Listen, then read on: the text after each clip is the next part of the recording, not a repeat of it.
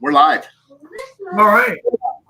It's been a while since we've done one of these. Been live in any real capacity other than just me with my kids.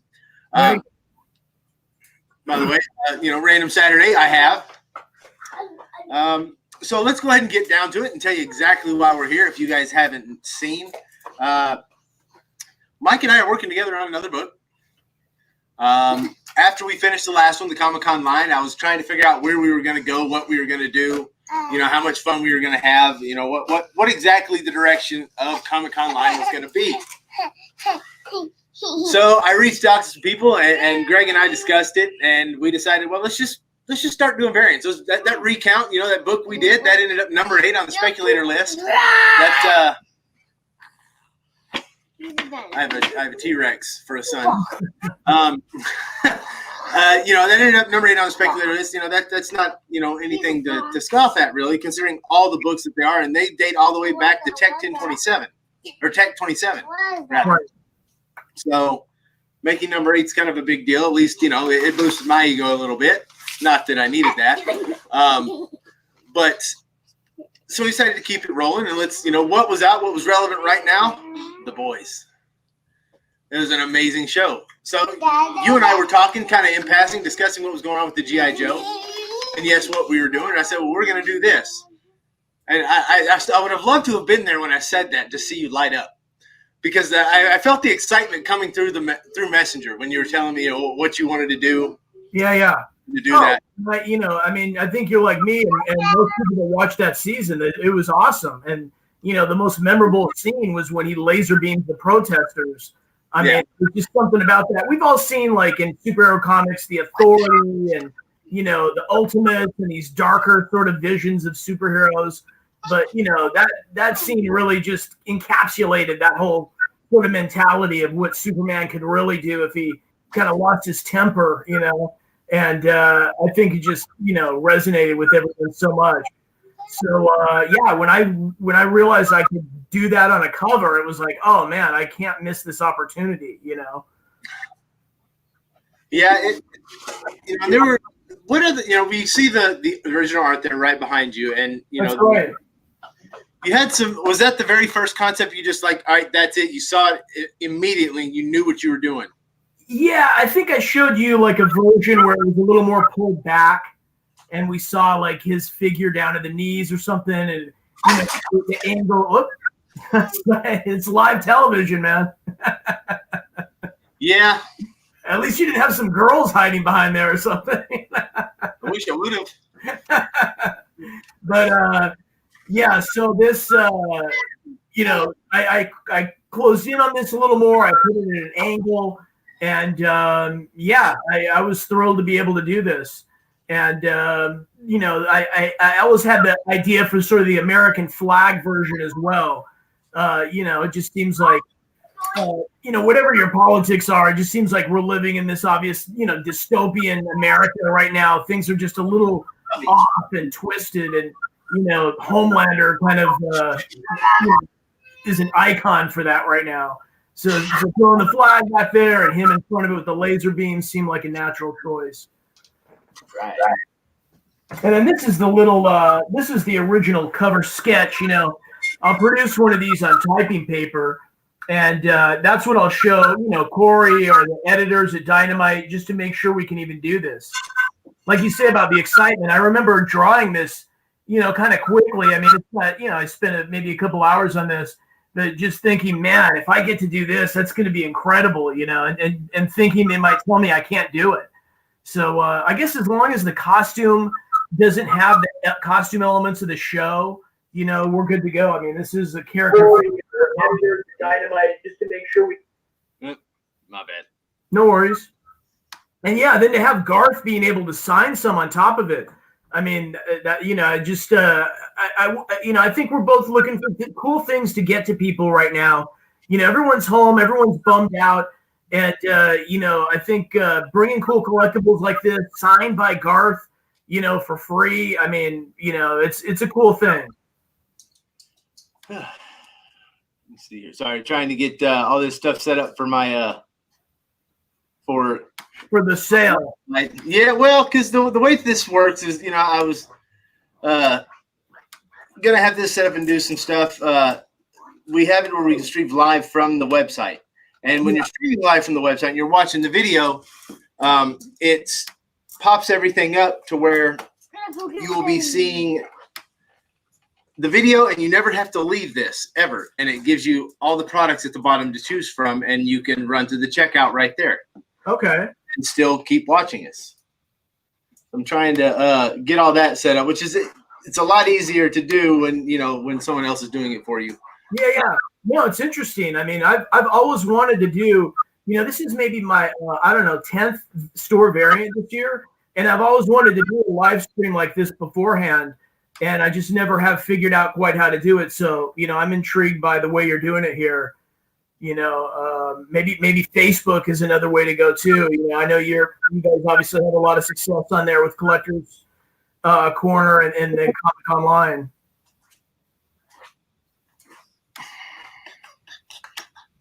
Please match the requested format. I have no idea what they're trying to get me to do. I don't like. I a lot of this stuff is really odd because it's you try to figure it out and then you think you're doing it right and you're not doing it right. Oh, you don't have to tell me, man. I try to explain this stuff to my wife sometimes. I'm like, sometimes it takes an hour to make an Instagram post. And she's like, what? And I'm like, no, really. Like, it's so much thought. And you got to make the images square, and they got to be a certain size. And it was really odd. It's wow, it keeps popping up the audio on it. That's weird. Or another one that drives me crazy is when I have to make the banner for Facebook and the banner for my website and the banner for Twitter, and they're all different sizes, and they all have strange things that happen when you shift into mobile, and there's an art to producing all that stuff, believe me. Yeah. Let's see. Once you get it down, I mean, it's incredible what you can do with these tools, I think that people are just scratching the surface, especially comics. Well, that ain't working. So are we live right now, or is it sort of? We're live as I'm fumbling through this and trying to, figure it out. And I think that's half of what my viewers are is watching me as a blooper. Just I'm a walking technical difficulty is kind of like what I run as a joke. Hey, that's part of the entertainment of it is, like I say, we're live. It's Saturday morning. There's other things going on, and it's that's how everybody is right now. Yeah. But I find myself catching these live streams on Facebook. I'll be sitting at home, waiting for the kids to get ready or something, and flipping through my phone, and something like this will pop up. It keeps doing it. Oh well. All right, keep going. Yeah. So, but yeah, I'm looking forward to this coming out. The pre-sales today at 10 p.m. Pacific time, 1 p.m. Eastern time, and there's a 15% discount code. Boys.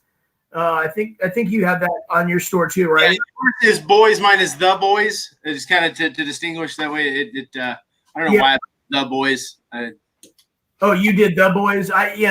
It's one of those things like, what should I make the discount code? And sometimes it's a really long title, and you want something easy that people can't misspell. So, But yeah, and then I believe this book comes out December 30th. So, that is the current date. Originally, this book was scheduled for the 23rd of December, which I'm glad it's the 30th because nobody's going to be able to pick it up on the 23rd. Everybody's going to be out of town. Nobody's going to be hitting a comic shop or anything. I don't even know if the comic shops are going to be at the comic shops.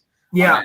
So, it's been a real interesting. I don't know. The exclusives have definitely taken a turn in a different direction than where we were doing them originally, like earlier in the year. It's something else, man. I can't stress enough the concept of producing 300 worldwide exclusive copies of a comic of a property as big as The Boys. I don't know. To me, that just seems like a rare opportunity. And so even with the Marvel books where it's expensive, I'm pressing that button. I mean, to get 1,000 Venom cover bees for my store, and maybe be able to share that with a couple other stores to help manage the risk. I mean, it's an incredible opportunity for an artist, to be able to pick and choose what books he wants to do covers for, and we'll see. My whole thing is my store and variants are the Comic Cons right now. I can't go to shows. Usually I would do maybe 8 a year, and I got to do Chicago this year, and that's it. Yeah, we didn't get to go to that. We were supposed to go to Planet Comic Con the 2 days before our flight left. The show was canceled. Yeah, I was ready, man. I was, because I'm from Kansas City, so I was ready to go home. I've been talking to Chris Jackson, and I mean, we just kept talking. I'm gonna need some Jack Stack. I'm gonna need just all the stuff that I wanted to go home to. He was more than happy to help me out because. Just the specific places that I liked to eat when I lived there. Yeah. And apparently there's always Jack Stack beans in the green room. So, I mean, I would have talked Stanley and the guys into going there just on that alone. Yeah. Let alone, anything else involved with the convention. I've heard it's a good show. But I remember being in Seattle for Emerald City Con. I was having dinner with our friend. I don't know if you know Kevin Fields of Frankie's Comics. Yeah, I know Kevin.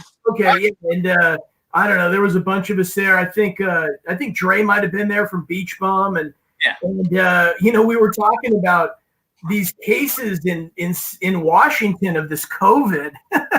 This was February, the end of February, middle of February, and I think we all kind of thought there might be a danger that the show would get shut down, but I don't think very many people realized what was going to be happening the next year. I mean, it's crazy. Yeah, it was something else. It's kind of this whole thing. One of the things that we'll be doing Comic-Con Line next Saturday is we'll be doing, kind of revisiting our retailer roundtable that we did. Okay. And bringing in a lot of the guys that, guys that started it with us, guys that, we've worked with over the years, and just friends of mine that I've made, just kind of talk about what your plans were going into 2020. How hard you got hit in the mouth, where you pivoted to, and what your plans are going to be going through 2021. Yeah. Because I guarantee every person I ask is going to say something different in everything, because everybody's had a different experience doing different things. Some guys, their retail exclusives, the indies have just popped off for them. Some of them I'm really interested in issue sales. Some have. It varies from place to place. It's completely different. Yeah.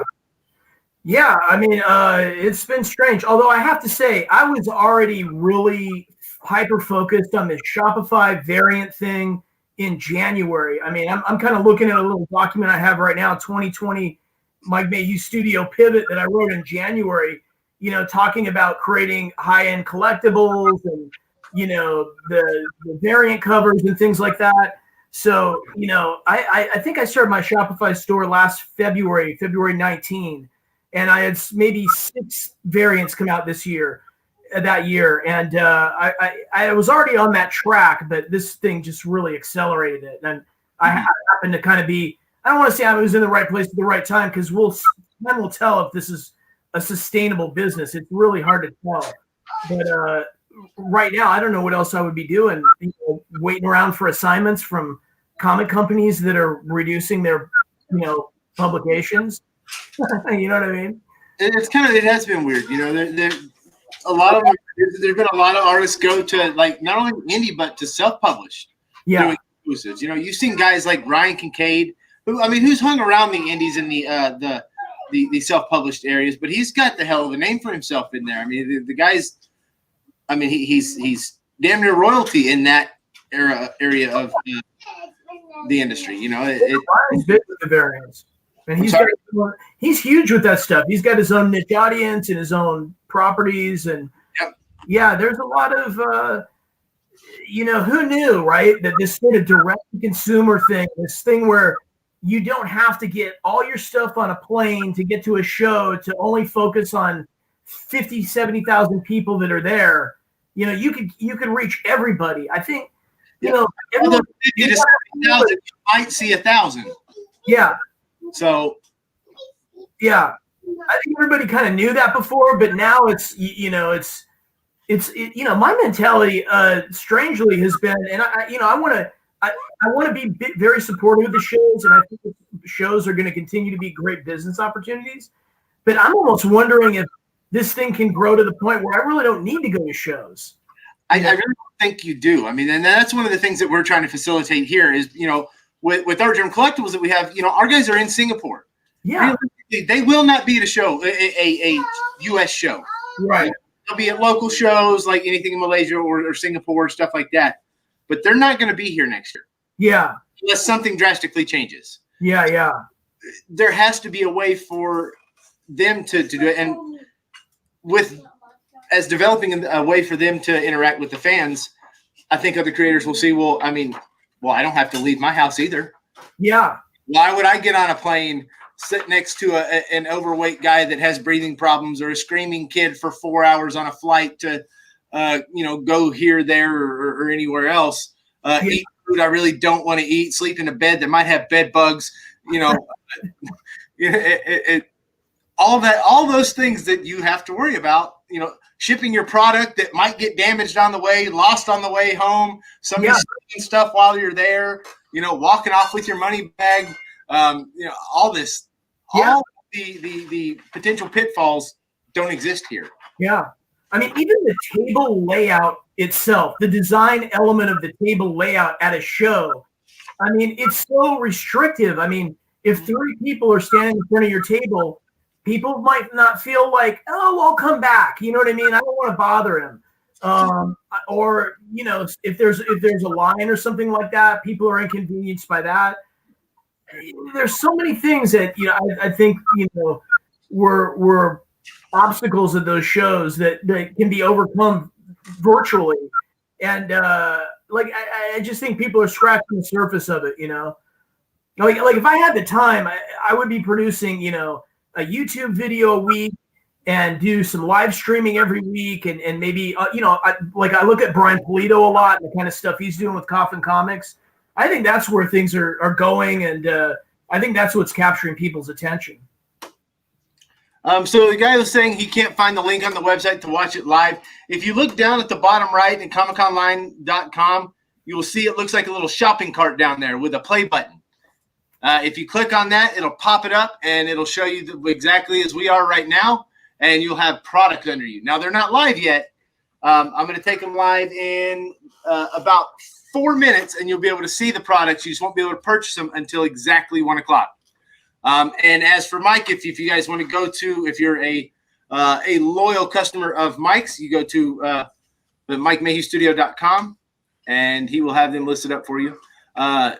Now you aren't much for, I guess, the international shipping. You tend to focus just. It sucks because I really want to have those customers, but I don't know if you've experienced this. It's so easy to ship something domestically. I can print out 50 shipping labels in a minute and fulfill those packages so quickly with flat rate products from USPS.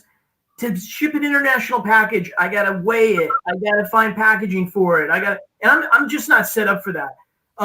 You can buy things through my eBay store, and they have a global shipping thing that seems to work. But to me, it's just mailing. I mail it to a domestic address, and that's it. So I'm not set up for international shipping, and I've noticed other retailers like Frankie's doesn't do it either.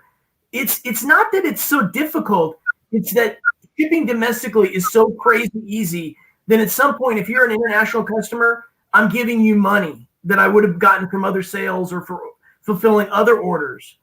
And I think part of it too is, when you get something that goes wrong with an international order, you cannot print a return label. Right. Oh, there's returns. It's all so much more trouble. Yeah. And it's just not worth it for me.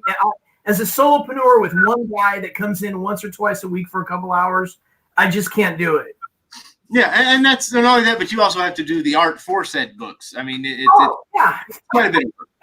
Yeah. I worked on 4 different covers this week. I turned in the Homelander cover on Tuesday, and it's crazy. I'm doing a Venom 32 cover. I got to turn out on Monday.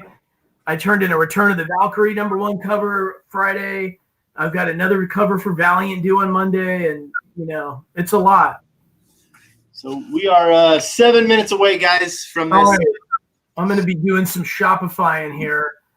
And please, Shopify is awesome, man. I even bought some of the stock. I'm up pretty substantially with it. I bought some of it in March when it really dipped down. Yeah.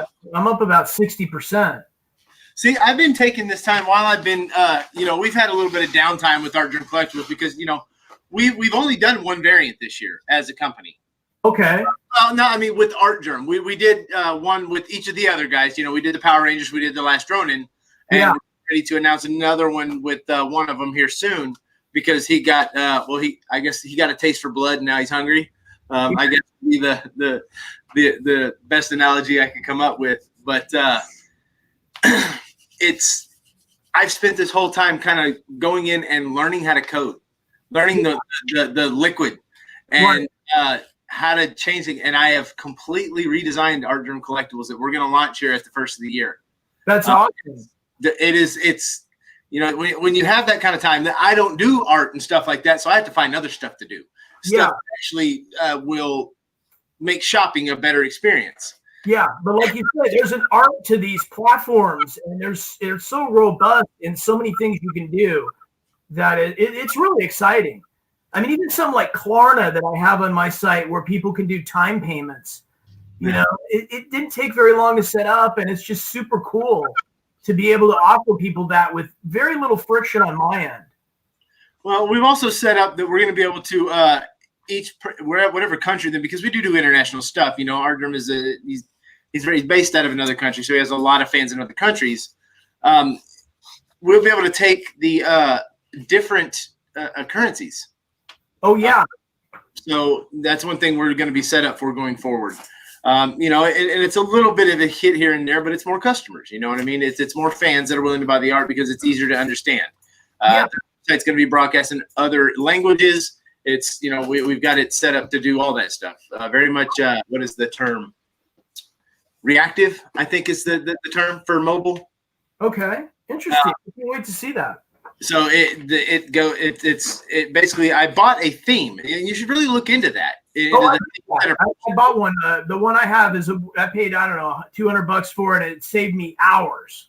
Yeah, and so did I. I paid, it was like 180 is what we ended up paying for it. Which for Comic-Con Line, that's not really a thing I need at this point because we have such a small catalog. With our Germ Collectibles, we have a very little catalog. It needed something to work with and to set up the collections correctly and. So we have 4 minutes, guys. 4 minutes, we'll be good to go. Now, you had some more art to show. You were saying? Well, I showed the original art, and then I showed the prelim. And other than that, I have stuff to show maybe, but I don't know. I don't know if I should. I'm partnered with other stores or. Yeah. Let's not start on anything else. I guess too. What are those going to be for sale on your website, or are you just about those? Usually, I just let people approach me with that. If I've tried put them on the website, sometimes they'll end up on the website. Today was more. I just didn't really have the time to do it. But anyone can reach out to me, Mike at MikeMayhewStudio.com, and everything's for sale at a price. I don't know off the top of my head. I'd probably do this for the right price. You can have his goatee. Say again. So for the right price, you can have his goatee. Yeah, man. I live in LA. I've got a 15-year mortgage and a family of 4, so I got to make income. But I don't know. I do this for like $3,000, let's say. I mean, we'll see. I mean, sometimes I drop the price if there's not interest. Sometimes it'll go quickly. You never know with these things. But I never make a price list or anything. There is original art on my website for sale. Paintings and things like that. But if anybody does buy that, there is a Garth Ennis signing going on right now where, it would only make sense to get Garth Ennis. I think there was just the guy that plays the Homelander. There was just a signing with him with somebody. Oh, so yeah. A nice piece to have everybody sign. That would be cool, man. I mean, it's kind of a rare piece. there's not how much boys art is there really? I mean, there was the one series and maybe this many, and so it's a huge show. I mean, it's gonna go on for 5 seasons, I would imagine. I mean, they're already well into season 3. Season 3, I can't wait. Jensen Ackles joins it, and I can't wait. You already saw the mock-up for him? Yeah, that's gonna be crazy. I mean, I have a friend, I have a friend, he's a spinal surgeon that, he's on our fantasy football league, and he's a big fan of the boys. And, we actually kind of talked about this cover before I did it. I'm like, if you saw Homelander doing anything, what would it be? And he'd be like, oh, we got to show him laser beaming the protesters. So even people that are really not into comics that much just love that series. But it's pretty out there. I mean, my son and I are watching some racier stuff now. He's 12, but I wouldn't show it to him. You know what I mean? Yeah, maybe. All right. Well, so it's 9:59. I'm going to start making these active. Sophia redesigned our logo. Wanted to show that off. Oh, that's killer. So I'm activating I have the 9:59 right now. I'm going to start activating all these. Like I said, I got to kind of do them one at a time here. There we go. But yeah, everybody, have at it, and let me know if there's any trouble. And thank you for supporting this type of work. I mean, it's such a blessing to have people that appreciate it. And I couldn't ask for more right now. Dave says I need in that fantasy football league.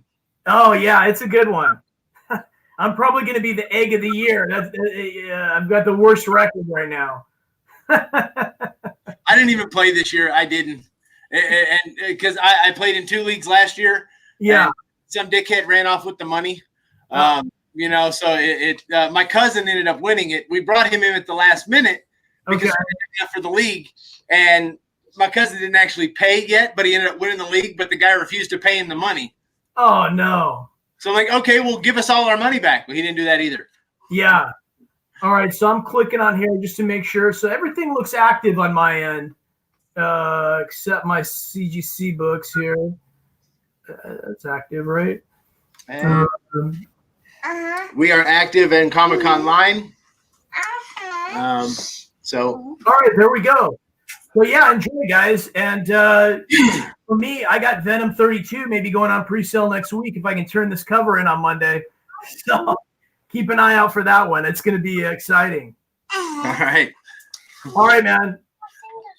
Mike's got things to do, and we've got books to sell, baby. Show it real quick. Let me finish it. She ever since I started working in the comic industry, she has taken a much stronger liking to art. Don't do that. That's awesome. Okay, got to show this one off. She creator's corner above it. Hey, keep at it. That looks great. Right. So even as good of an artist as he is, even he drew things like this one. Like he probably even worse than this. At 100%. It takes practice. Got to keep working, keep working, keep working. Yeah. Yep. All right, Corey. Well, enjoy your weekend, buddy. All right. Say. All right. Take care, everybody. Bye. That is really good. All right, Mike. We'll see you later, buddy. Okay. Thanks. Bye. All right, guys. If you're still here with me and you haven't run off yet, The Boys is live now. We have, guys, I want to tell you that we have some books signed by Garth Ennis. All right, Garth is going to sign these books for free, 100% for free. I put them on 25 sets. We have 20 of the raw sets and 5 of the graded sets available that come free with Garth Ennis' signature and apparently I don't need to be on screen. And Mike Mayhew's, it's a bit of a markup on that one, but to counterbalance, I did add the Garth Ennis signature free of charge on that one. So if anybody wants that, go ahead. If you are looking for international shipping, I do, Comic-Con Live will be fulfilling all international orders. So just, head there, take care of it. Anyways, guys, we have got to go. I've got to take my kids to the park, and we actually have to set up our Christmas tree because we have not done that yet. And what? You have to pick my dino and your card's broken and Sissy's Yeah, the kids. We have a thing where we put ornaments. We pick one ornament each year. We go somewhere and we pick whatever suits us for that year. And mine's Well, last year I got Captain America because it was our first Christmas together as just us. You know, since and guys, their mom and I split. And they were getting the ornaments out this morning, and they were, playing with them, and they just completely shattered mine. It was plastic, and so I don't understand how they shattered it. Guys, I got a hummingbird and a unicorn.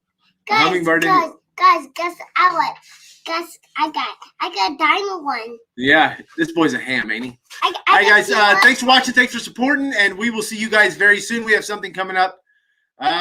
Next week, like I said, the Retailer Roundtable revisit. We're going to review 2020 and how things went for all of us. I mean, we're going to have JJ, buddy, you need to let me finish, son. We're going to have JJ back, John Jesperson. We're going to have Rich Capabianco coming back. We got myself, Greg. We have Jesse James coming back. We have Dana Scott from Scott's Collectibles coming in. We have and Dino Leto from Agents of Slabs is going to be a part of this as well. And I'm reaching out to one other guest to see if he will take part, and hopefully he does. So we'll see. What in the hell just happened? All right, guys. Y'all have a great Saturday. I'm going to knock a hair lip on this one. Go ahead. Guys. Bye-bye. Guys, it's a dino one. It's a T-Rex one, guys. So. Later, guys. Bye.